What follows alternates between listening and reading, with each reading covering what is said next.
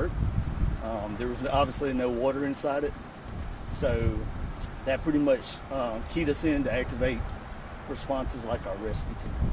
And when did you actually lay eyes on what you were facing?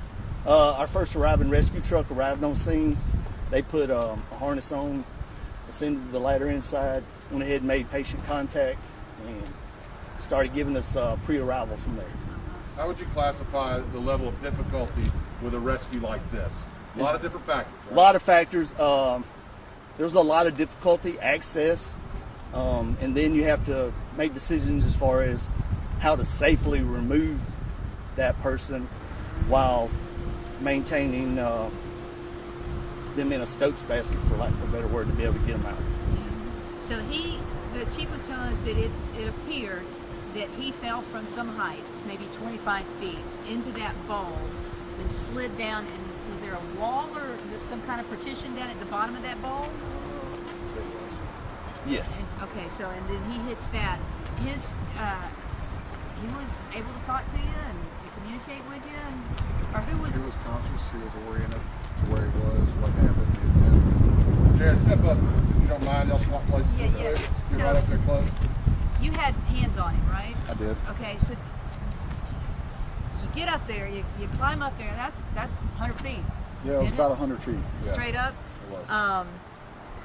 What is your first? What do you kind of assess the situation? What is the situation? We had, so as Captain Resmondo said, we had a fire medic up there already.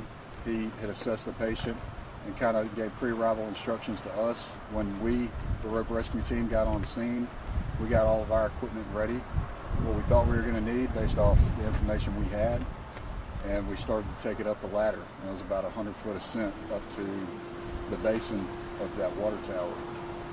When we got up there, we were looking for things. First of all, we looked at the patient, what kind of shape he was in, how he was feeling, all that stuff, what his injuries were. And then from there, we looked for anchors and places to build our system in order to most safely and effectively, rescue and extricate that patient. So you'll get him in the Stokes basket. You had to kind of navigate. It looked like from the picture that I saw. We did. There were a few manholes that you had to go through to get up into the basin of the tower. So the first one was, as we were climbing the ladder, it was right above us. Then we had to get on the platform, come back toward the center of the water tower and climb another ladder to get up into the basin. And when we got the patient, got him in the Stokes basket on a backboard and everything, we had to lower the patient and negotiate that edge transition vertically, so the patient was in a vertical orientation, if you will, and lowered him down to a catwalk, which was that first landing, and then we swapped him over because we didn't want to lower him that entire 100 feet in a vertical position based on his injuries and the mechanisms involved. So when we got him down the catwalk, we swapped him over to a horizontal lowering system and lowered him down horizontal from there. 100 feet. 100 feet. How would you describe his injuries? And based on the whole scenario, how fortunate is he to have been alert, conscious, be able to communicate with you from what you saw? Can you describe his injuries and how fortunate he must be? I would say he's extremely fortunate, yeah. But, there's inherent risks in that profession anyway, so they all know what they're doing, what they're getting into. They're very experienced, but his injuries, it seemed like they were to the back area, maybe the spine, maybe the pelvis, possibly the hips were involved. I don't know exactly, we don't have any imaging capabilities or anything like that, but they were severe enough to warrant us landing life flight and flying him to where? Where'd he go, Captain? Sacred Heart. Sacred Heart. Understand that you guys have been training for this sort of thing as recent as today.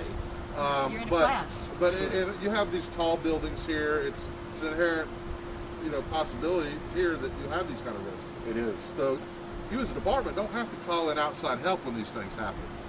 I guess that was fortunate today for someone like a victim like this. Right, absolutely. It's great that we have an organic asset like that here in Orange Beach, where we can affect that kind of rescue whenever the need arises. You know, that's great for us. It's great for the community. It's great for anyone coming down here to work. Do you have any idea? Was he a younger guy, middle age, older? Just middle age. 20s, 30s, or? I mean, I don't know. He's probably in his 30s, late 30s. So that works in his favor, I would guess, as far as the recovery. Yeah. What did he say to you? He was just really grateful. There was a little bit of a language barrier between us, and he was just really thankful and really grateful that we were there. Could you gather what he was doing when this accident happened? I mean, I know they were there cleaning the tower, but was he stepping from one place to another? Was he moving? Did you ever, or was that even something that you guys looked at? It wasn't for me. I just know. Did he ever I mention it? I know they're doing maintenance on the entire tower, so there's a lot going on outside as far as painting. Right. The inside they have to clean. It's an annual, or every so often, every 5-10 years, they go in and they clean these towers, and it's something that happens all over the county, all over the world. Were you inside the basin? At the very foot, yes. Well, I Yes, mean, ma'am. but y'all were. So, was there a scaffold up somewhere inside the basin? There was. The chief mentioned something about a cable staff. There were 2 scaffolding catwalks inside the basin. I don't know how they got them there. I guess they got them in there piece by piece up through those manholes. But it was what we were talking about. It was a pretty incredible feat of engineering to have thought all that out. Thought it through. There was a trolley device that went all the way around the perimeter of the basin up top, and there were plenty of anchor points on the inside for us and for the workers to work off of and position themselves accordingly. But it was great for us because when we got in there, we had anchor points all throughout the tower.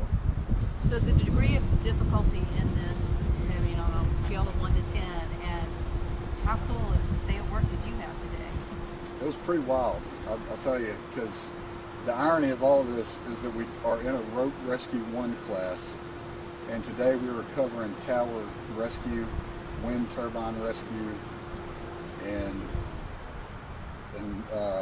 helo operations. So we covered all that stuff today, and we're actually right in the middle of it when this call came out. Wow. I don't know what the chances of that are, that happening, but Is this the first time inside the water tower? yes, it was. It was interesting. It was great to see, and from now on we'll be pre-planning. Yeah, I mean, it's a great All learning these water experience. towers, it was, When you have yeah. that experience, now you can take that and you're not going in blind, or you're not going in. You're a little more prepared if you Right. have that call again. Right. Like the Right. same folks with the TV tower, last month. Absolutely. Yeah. So, very good. Good. It's engineer Jared Smith. Yes, sir. Is that true? Engineer. Oh, yeah. Very good. Thank you, fellas. Yes, thank Yeah. you. Thank y'all. So, Chief sent me